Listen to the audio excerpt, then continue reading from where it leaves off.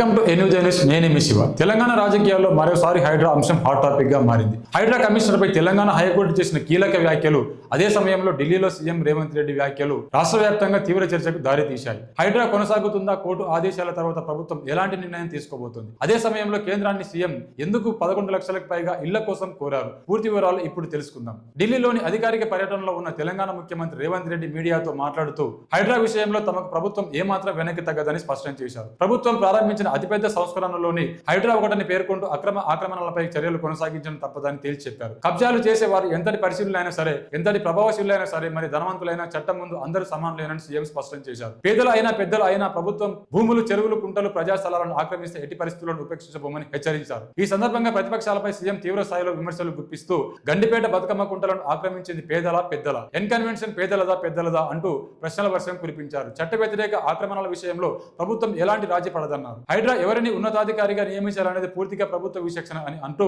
IAS అధికారి సోమేష్ కుమార్ పై వందల సంఖ్యలో కోర్టు ధిక్కరణ కేసులు ఉన్నాయని గుర్తు చేస్తూ బీఆర్ఎస్ నాయకులపై ఆరోపణలు చేశారు. కొందరు ఉద్దేశపూర్వకంగా కేసులు వేసి కోర్టును తప్పుదో పట్టించడం చేసే ప్రయత్నం చేశారని మండిపడుతూ కోర్టు పూర్తి తీర్పును పరిశీలించిన తర్వాత తదుపరి చర్యలు తీసుకుంటామన్నారు.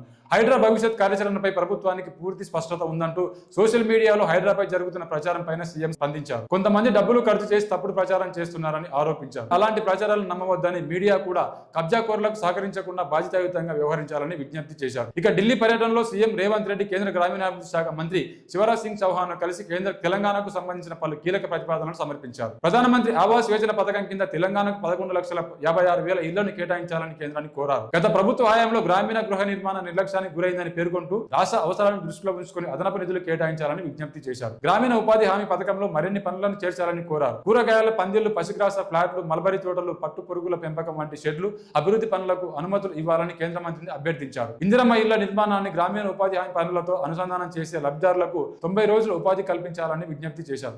అయితే ఈ పరిణామాల మధ్య మరో కీలక మలుపు చోటు చేసుకుంది. లోతుకుంట భూముల కేసు విచారణ సందర్భంగా Telangana high court HYDRAA commissioner A B Ranganath పై తీవ్ర అసంతృప్తి వ్యక్తం చేసింది. కోర్టు ఉత్తర్వులను అమలు చేయడంలో నిర్లక్ష్యం జరిగిందని వ్యాఖ్యానించిన ధర్మాసనం రంగనాథ్ ను హైడ్రా కమిషనర్ పదవి నుంచి తొలగించాలని ప్రభుత్వం ప్రధాన కార్యదర్శి ఆదేశాలు జారీ చేసింది. సెక్రటరీ హోదాలో ఉన్న ఉన్నతాధికారి కోర్టు ఆదేశాలను పాటించకపోవడం ఏమాత్రం సమంజసం కాదని స్పష్టం చేసింది. అంతేకాదు, అర్హత కలిగిన అధికారి పైన హైడ్రా కమిషన్ నియమించాలని ప్రభుత్వానికి సూచించింది. రంగనాథ్ను కొనసాగించే పాలన దెబ్బతింటుందని అభిప్రాయపడుతూ ఆయన్ను తొలగించడం తప్ప మరో మార్గం కనిపించడం లేదని స్పష్టం చేసింది. ఈ పరిణామాల నేపథ్యంలో సీఎం రేవంత్ రెడ్డి స్పందిస్తూ కోర్టు తీర్పును పూర్తిగా అధ్యయనం చేసిన తర్వాత చట్టపరంగా తగిన నిర్ణయం తీసుకుంటామని తెలిపారు.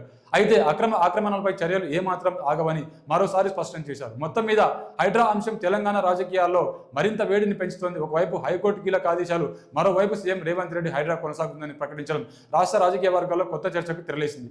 రాబోయే రోజుల్లో ప్రభుత్వం తీసుకున్న నిర్ణయాలు, హైకోర్టు ఆదేశాల అమలు, హైడ్రా భవిష్యత్ కార్యాచరణపై అందరి దృష్టి నెలకొంది. For more updates stay tuned to N Uday news.